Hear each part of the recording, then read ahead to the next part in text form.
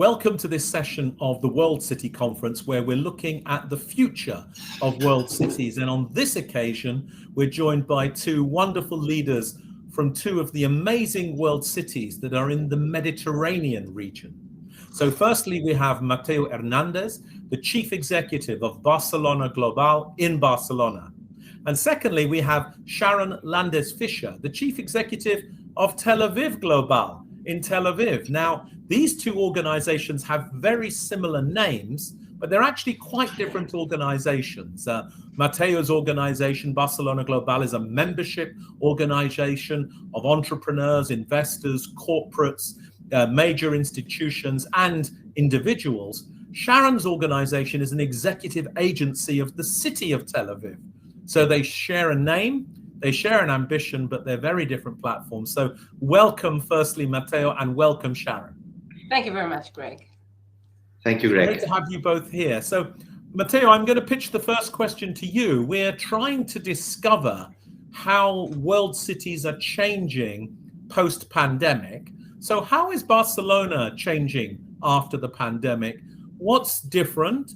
What's the same? And what are the new imperatives that you face in Barcelona?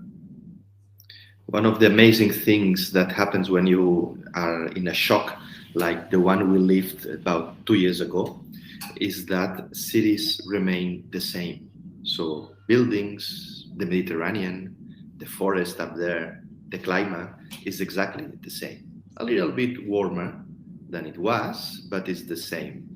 So first, the city keeps being Barcelona as its DNA, and that's amazing. So when we were there, we were feeling that everything was going to be destroyed, our jobs, our industries, our port.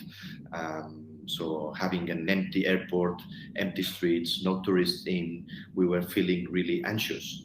But now, we were saying, well, but the city will keep being the same, and it's exactly the same, looking like the same. But something has changed. Something has changed, which is the need to accelerate some changes. So the pandemic, the climate change, new social needs have emerged, accelerating the need for changes. And so some changes are happening. So we are willing to have a greener city. We are willing to have a less carbonized economy. We are willing to have more silence at night when we sleep in a Mediterranean city, which is quite crowded. This is not like other cities that they are more spaced. This is a Mediterranean city, so people live all together, highly density. So we ask for more silence. We ask for more better designed public spaces. We love public spaces in Barcelona, but now we are looking for public spaces where we can, again, share with our neighbors what's going on. And we are also seeing that there's new people coming to town, new people who is willing to work from Barcelona. So not only living in Barcelona or visiting Barcelona or working in Barcelona, there's new people saying, I want to work from Barcelona because my company elsewhere has told me that I can work wherever I want to work from. And yes, I want to work from Barcelona. So that's another change that is changing public space, is changing the way we allow cars to go around the city, is changing the way we design office spaces, the need for new kind of neighborhoods, the new kind of for services. So that's amazing. Something that has not changed, and this summer we have lived quite strongly, is that tourism has come back as it was. So we were thinking, well, people will change the way they travel. No. As soon as borders have been open, everyone has come back. And so, as a summary, the city as physical appearance, climate, buildings is exactly the same. And some changes like timetables. So people is willing to go for dinner earlier. That's interesting. People is more familiaristic. People has changed. Also in bad terms, there's much more mental illness, which is a big problem, especially in cities. And then we find out that there's new people coming to Barcelona to work from Barcelona. and the need for new greener spaces, less automobiles, and more silence in a city like Barcelona. Matteo, thank you so much. This is a fascinating summary of what's happened in Barcelona as a result of the pandemic. And everything you said is interesting, but my ears really opened when you said there are many people now moving to Barcelona to work from Barcelona, but not in Barcelona. A little bit like we've seen in the USA, I think, with Miami, for example, where many people have moved to Miami, even if their job is still in New York. Do you have any figures that show us the scale of this? Is it many thousands of people moving to Barcelona? Unfortunately, we don't have those figures, but we have many signs on that. Big corporates, big tech corporates that are allowing their workers to work from wherever they want are telling us that surprisingly, Barcelona is in their top European cities where their programmers, coders, executives are moving to work from. And so we are following conversations with those companies because they are like saying, why don't we open something formally here? But unfortunately, we don't yet have data on that. And that's going to impact because now the Spanish government, as many other governments, is willing to legislate a little bit on that. So to accelerate visas for digital nomads, procedures, work permits, and new challenges that are emerging in terms of taxation and these kind of things that is really impacting cities like Barcelona. Wonderful. Let's switch to the other great world city of the Mediterranean, Tel Aviv. And Sharon, please, can I ask you the same broad question? How is Tel Aviv changing post-pandemic? What's different? What's the same? And what are your new imperatives? Okay. So Tel Aviv, like Barcelona and like the rest of the world, suffered, the immediate stop of tourism and actual life. But, and there's a very big but, the tech sector, the Tel Avivian high-tech sector was thriving through the difficult, most terrible days of the COVID. Still, that sector worked very nicely because, of course, they can work from afar, they can work from home, and they worked beautifully. They raised a lot of money. You know that the interest rate were lower and money was cheaper in 2020 and 2021. And 21, for example, was a world record year for the Tel Aviv startup ecosystem. And the money, the foreign direct investment and the money just kept flowing to Tel Aviv, to the high-tech sector. And actually, it's maybe weird or strange to say, but it was the best time of their lives. They worked hard, they raised a lot of money, they sold, they have great income for companies who already sell a product or service. So whilst the world was standing to a still, went to a still, the Tel Aviv high-tech scene was on steroids. So it was very strange because at first you think yourself, oh my God, what's going on? Everything is standing still. And then suddenly you realize that not everything is standing still. But the change that I feel, okay, you asked me about the change. So I would say I would agree with Matteo that the streets, something is different, but not in Tel Aviv, people don't want to go to sleep before 1 or 2 in the morning. We're still a non-stop city. Things are very happening and very hectic and very busy and very happy and very lively, etc. This is not hurt, but I think what has changed is the personal view of individuals who want to get their lives back to themselves, the work-life balance, to take it easy a little bit, not to have less fun, not to go out less, but to be in a more zen place, in a more relaxed place, being a little bit more at home. For people who have jobs in the city, is there a tendency to go back to the office that's accelerating, or are people settled into a pattern of working from home most of the time? In the private sector, most of the people is coming back to the office with more rules on flexibility, let's say. So there's flexibility that was already in those offices, now became a rule and something which is normal.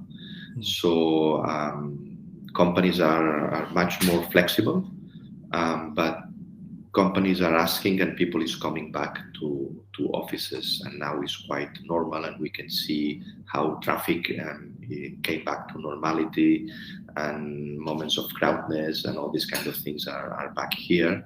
Something that I feel that our global companies based in Barcelona tell us that they are surprised that in their home bases in the States, for instance, then the presentiality, the working from the office, is more and more an exception, something which the exception here is the contrary.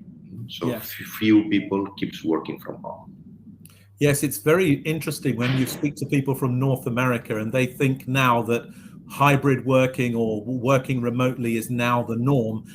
It's not in the rest of the world, and certainly not in Europe, and definitely not in Asia as well. So that's maybe a topic we'll come back to, but let's jump quickly to our second question, because I want to know what you're both doing. So what are the new initiatives that you're taking to shape the world city, to promote the world city, to really think about how you can create the positive future that you want? What things are happening in your city? Give us a sense of some of the initiatives. So starting with you, Matteo, if we may. In terms of urban space, there's been a huge acceleration of new city planning, of greening the streets, of pedestrianization of our streets. People is bicycling is booming. New ways of individual mobility, electrical mobility is booming. So mobility in the cities is fully changing. That's a huge change. That's one of the issues that's changing how we see streets. Less cars, more bicycles, more individual mobility systems, more people walking, and that's important. We also see that restaurants have been changing, so delivery is now part of our common life, and everyone is doing delivery. So that affects how restaurants have to be designed, because people doesn't want to see delivery in the street. So how to put order on that? Mobility sharing is a challenge to cope with, which is important. In terms of economic promotion, now the talent approach is more important than ever. We realize that people is highly mobile and people is willing to live in cities like Barcelona or like Tel Aviv. I feel that there's a new era of talent competitiveness for medium-sized cities. Those medium-sized cities will be top competing worldwide on attracting talent, because the size matters, and not huge sizes will be, I guess, anymore on fashion like they were, and people is willing to live in middle-sized cities where they can walk, they can put their kids in normal schools near home, public services that work, that they don't have to commute for 2 hours to go to their office. So these new trends that looks like they are appearing opens a new era to, on the way cities like Barcelona, and I'm sure that also Tel Aviv, are able to attract talent. Also, there's something on what we call in Barcelona the super blocks, which is a way to identify this new city in highly dense areas with top mobility that are where we were used to see plenty of cars. Now we don't see cars. down there. And so all those new initiatives are happening at the same moment that all things keep going, for the bad and for the good. Matteo, thank you so much. There's much in what you've said, particularly about the changes in mobility patterns, the new urban logistics economy of delivery, everything that you've been saying about public spaces and about competition for talent. And there's one very, very big point that I think you've made that I think will be very important, which is, in a sense, we're shifting from an era where the world cities that were recognized were maybe 20 very, very big cities. And you're saying perhaps that one of the changes here is that the medium-sized city, which is very attractive, very well connected for technology, a great environment for talent, for entrepreneurs, for families, this kind of world city is, as it were, its time has come. And maybe for Barcelona and for Tel Aviv, this is a part of the shared acceleration you're going to experience. Does this mean that we'll be talking about 100, 200 world cities in the next decade? Is that what you mean, Matteo? I feel so. I feel like if those people now in the audience, they're in New York City, I would say directly, or people from London or from Shanghai or from huge mega cities, that they do have a problem, because medium-sized cities will be much more sexy than they were. And that talent that helped those mega cities to really succeed on the beginning of this century will now maybe willing to move to places where they can walk, where they can breathe, and where they can work exactly the same way they work from there. And when needing to have those big infrastructures those mega cities have, they will easily take a flight and enjoy for a while that. So the era of medium-sized cities like Barcelona is here, and hope we will be able to take advantage of it. That's a wonderful challenge, and it's a very fantastic kind of ambition as well. Let's hear from Sharon on this question. So Sharon, what initiatives are you taking to shape and promote the future world city that is Tel Aviv? What are you doing now intentionally to make this happen? Okay, so first of all, I must agree with Matteo regarding the pedestrianization of the urban space. This is, I think it's a global phenomena. And actually, we're trying to take the pyramid and turn it upside down. No longer is the vehicle on the top, but the pedestrian is on the top, and then the public transportation, and then the private car. We switched it. And so, but we are experiencing some difficulties because some residents find it hard to manage the change. People who still like to drive the private cars into the city, they find themselves stuck in traffic and a little bit upset. And so we are in the midst of a revolution. We haven't seen the light yet, and we're eating some dust, if I may, at this point in time. But people understand that the urban space, the public space should be different and more sustainable for the residents. We initiated a program that would teach residents who are not your first choice to join the tech force, and we teach them and we show them the way, and we bring the tech companies to the table, and we try to have them have internships in those companies, and maybe if they're good, they will be accepted as junior employees, etc. So we're trying to be inclusive and to share the wealth. And so this is what we did when we recognized this positive phenomenon, which, like everything in life, every good thing has a downside to it. So we recognize the downside and we want to deal with it. So this is something that we initiated recently here at Tel Aviv Global.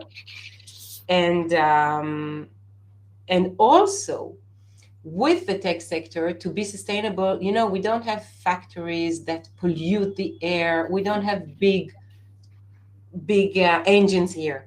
But still, there's a lot to do in the way that people drive or get to work, the way they eat at the workplace. What do they do with the takeout plastic bags, the whole way that the startup ecosystem is behaving. We, like in a few, it also happened in a few other cities in the world. We at the municipality are going to have like a pact with the tech companies to deal with sustainable challenges together. So this is another new initiative of ours, to become partners of the private sectors and to initiate steps to maintain sustainability in that field, and also to rise to challenges in sustainable issues. So these are a few things that we're doing here in Tel Aviv. Sharon, thank you very much. I mean, there's three big ideas that underpin everything you've just said, and one of them is sustainability, the other one is livability, and the third one is inclusion. And Yes. I'm guessing that, when you have such a successful urban economy as the one that Tel Aviv has, the key issues are to make it an economy that can be good for all and good for the planet. Let's move to our third question, if we may. And again, with your blessing, Sharon, I'm going to ask Matteo to go first. So really, I want to just encourage you to talk about how the city will look and feel, and maybe how it will smell different, or the sounds that you'll hear. When you go to Barcelona in the future, Matteo, how will you know you're in Barcelona, but how will it be different to the Barcelona that people already know? Well, Barcelona is, as you know, so special. The light filtered by the Mediterranean, the climate, the air coming from the humid air coming from the sea, it's important, but together with the cold air coming from the mountains, which are close to. So that makes Barcelona really special. That's why this city is so many years old, and so centuries and thousands of years old. So the Phoenicians came, Greeks. So this city will keep having this mix of. Second thing is that this city has always been also a port city. That means you will feel that you are in Barcelona, part of having this air and this Mediterranean appeal, because it's an open city. It's a city. It's a welcoming city. It's a city that's not afraid of different people. So diversity is part of our DNA. Not because we are better or not than others. It's because we are a port city. So we are used to being open, and that's so you will feel Barcelona for its openness, and this is an openness that then impacts on many things. Impacts on the way we face challenges people now is really crazy with, like religion. So open cities are more open to different religions, more tolerant, and that's important. So Barcelona is a tolerant city. Being open means that it's also an innovative city. So it's a city that's open to new flavors. So if you go to our restaurants and you ask for a Catalan dish, maybe they will find some, but there's a mixture of cuisines that you will find when visiting Barcelona again. So this climate, this light, this openness, this sport, this gastronomy, this innovation, and especially this openness will make you feel big in Barcelona. Oh, that's really wonderful. I'm going to book my next ticket right now, Matteo, and I'm sure that Sharon will join us there. Plus maybe a couple of hundred people from New York and the World City Conference platform. Sharon, the same question for you. How will Tel Aviv look and feel different? How will you dream Tel Aviv in a different way in the future? So we share a lot of attributes with Barcelona, being Mediterranean, both being Mediterranean cities. So those attributes of the coastal line, the Mediterranean, and the openness to the world, of course. I think that Tel Aviv, I hope that Tel Aviv will be less noisy, that it will smell better. I know that many more high rises and will be built, of course, because the space is so small and the demand is so high. So I think we're going to have more residents in Tel Aviv and more office buildings, more skyscrapers, but hopefully the in between the roads and the pavement and the parks and the city square and stuff like that will be quieter and more human, and more sustainable. I'm sure that Tel Aviv would maintain its pluralistic and liberal style, being a very, very top priority for the LGBTQ plus community, of course, but for everybody else as well. In this, Matteo, I think we're very similar. And also for many other Mediterranean cities, because the weather is so good, people tend to be more outside and to walk in the streets and to meet each other and to be less formal and to be more, talkative. So I'm not worried at all about loneliness or about loneliness. I'm sure that people will continue to walk the streets of Tel Aviv and meet and greet. And